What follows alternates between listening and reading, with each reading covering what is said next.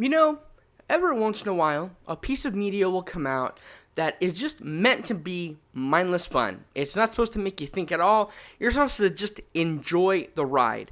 But being just mindless fun isn't always a good thing. Really, the execution of that mindless fun is what matters.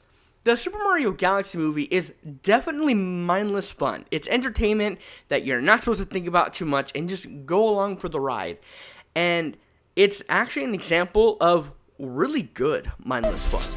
Clean up the paint, boodle-doo, boodle-doo, and also trim the bonsai bush. Here we go.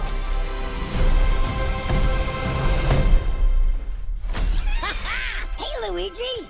What's up, Mario? Behold, I made a masterpiece for Princess Peach. What do you think?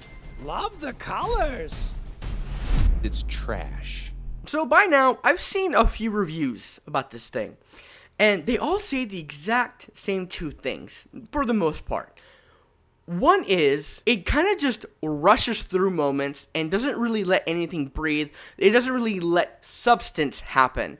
And I kind of agree to that to a degree, and I'll get into why later. But second is the one I want to touch on now, which is that it starts off pretty good, but then as it goes along, it gets more and more annoying. That point I disagree with completely. This movie had the same effect on me, but in complete reverse.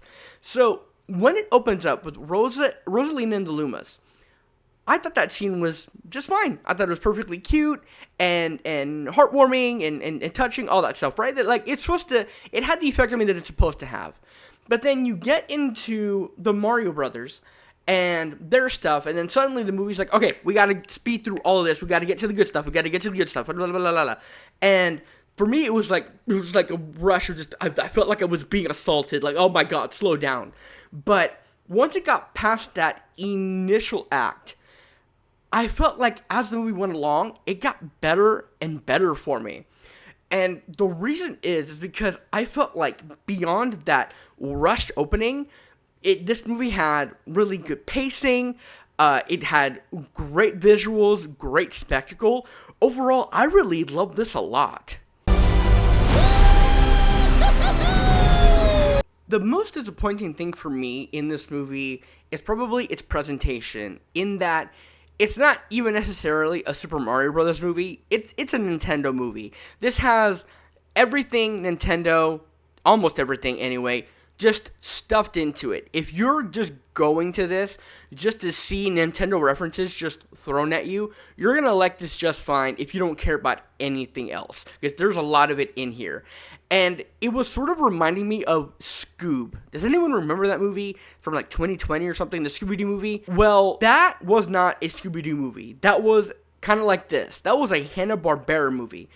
But for me, the Super Mario Galaxy movie worked in this regard, and Scoob didn't. Because at least in the Super Mario Galaxy movie, it actually does resemble being a Mario Brothers movie. There's actually Mario stuff in this. You know that it's supposed to be a Mario Brothers movie, even though there's a lot more Nintendo stuff that's surrounding them.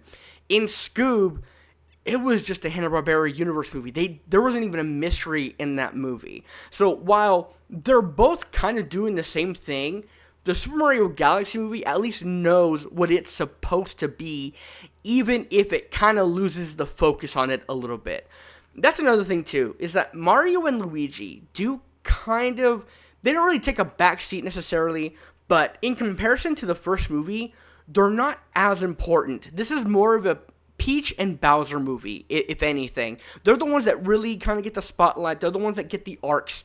And Mario and Luigi are there to kind of move the story along and do the hero stuff when they need to.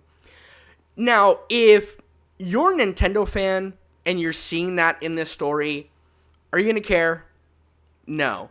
And the thing is, the movie knows you're not going to care too, because there's a couple things here where, like, Toad meets Yoshi for their first time, and when he sees Yoshi, he's confused. He just stands there and goes, who is this? So a random dinosaur just pops up, and he's just in the group now. okay?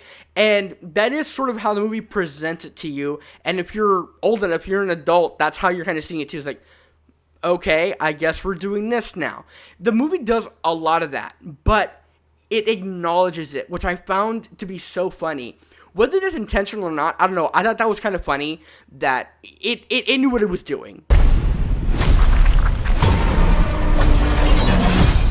I'm Bowser Jr., and I'm gonna be taking my father now! Speaking of Bowser, I was really liking him in this a lot. Jack Black's performance was, of course, just killer and fun like it was in the first movie, and his arc was really good too. My favorite part of his is actually a point. He's talking to Bowser Jr., and Bowser Jr. is like, look, Dad, look at all these things that I've done for you, and look at this evil plan that I've concocted. Look at this doomsday weapon that I have for us. Look at everything that I've done for you, Dad. And Bowser says, wow, you've really grown up a lot when I haven't been paying attention. And I remember watching that scene and thinking, felt. Another performance in here that I was actually really liking a lot was Chris Pratt as Mario. And it's because it's changed so much between the two movies. Whereas in the first movie, he was just Chris Pratt. It was just Chris Pratt's voice coming out of Super Mario. It was very much stock A-list celebrity doing a voice of this IP character, and it could have been anyone else. Now, he's doing more of an accent. There's more of a performance. He's definitely trying to earn his spot here as being the character. He doesn't want to just be Chris Pratt doing Mario anymore. He wants to be Mario. Now, of course, it's not the game voice or anything, but there's still a performance there. There's still more of a character coming through, and I really respected that. Everyone in this movie is really giving a good performance in this movie, and it was just one of the many elements of the movie that I loved. Now, one last thing that I do want to bring up about this before I end out the video is I'm hearing some things here and there about thoughts of a Super Smash Bros. Movie and how this movie is setting it up. I don't think so at all. Do I believe that at some point in the future a Super Smash Bros. Movie will happen? Oh yeah, definitely. It would be stupid of them to not do that. It would be an Avengers movie for the Nintendo universe, right? They would have to do it. Would print money.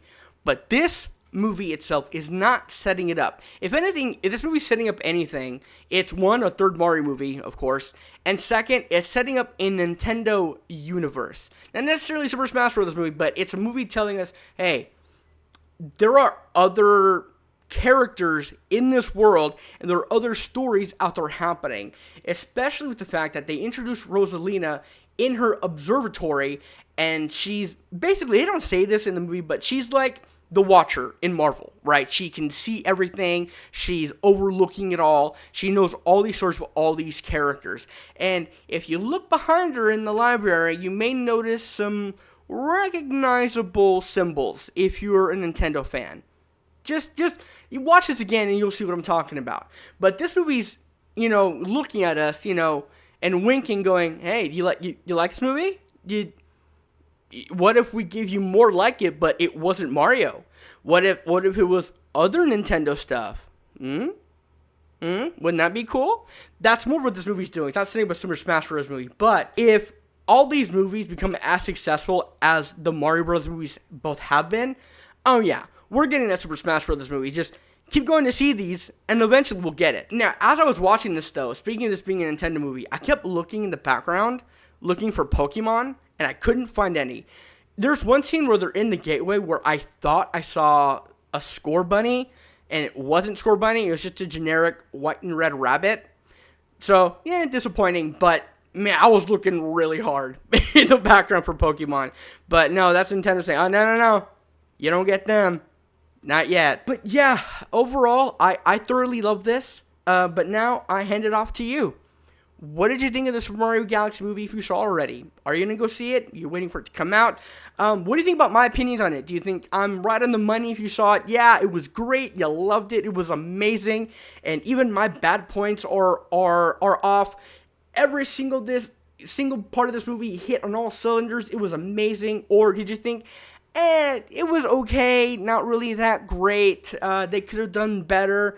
They could have focused on some things a bit more. Let me know down in the comments. Let's talk everything Super Mario Brothers, Nintendo, movie universes. down there, and I'll see you in the next one. Take care. Rock! I got a feeling. No, Luigi, forget it. Gotta go with it. Forget it, Rock! Look down there! Where's Luigi?